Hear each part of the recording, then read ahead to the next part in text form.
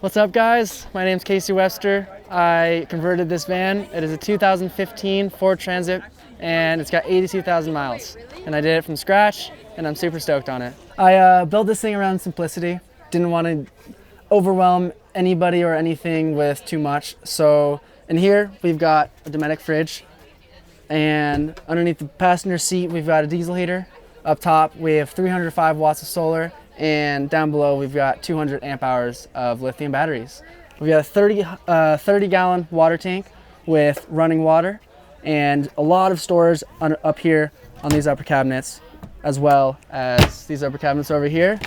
We've got a solid amount of storage underneath here for pretty much anything you want with a diesel tank underneath. And yeah, it's built around being simple. Super stoked on how it turned out. Kind of made it so you can walk in and feel like you're outside with the green and the wood and the stone. My favorite part about this whole entire build is the stone backsplash. Really, really nice feel, really nice. Gives the van a really nice homey feeling. You can find me on Instagram at TheStokedBlonde, and you can find my girlfriend on Instagram at Tegan Maddox. She's a photographer, I'm a van builder, and hit us up, we'd love to hang out.